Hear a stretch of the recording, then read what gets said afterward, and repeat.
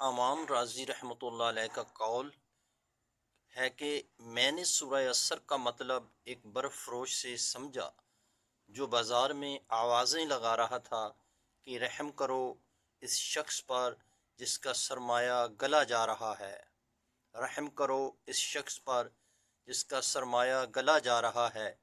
اس کی یہ بات سن کر میں نے کہا یہ ہے والعصر ان الانسان لفی خسر کا مطلب کہ بے شک انسان خسارے میں ہے۔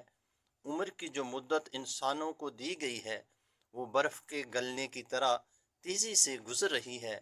اس کو اگر ضائع کیا جائے یا غلط کاموں میں صرف کر ڈالا جائے تو انسان کا خسارہ ہی خسارہ ہے۔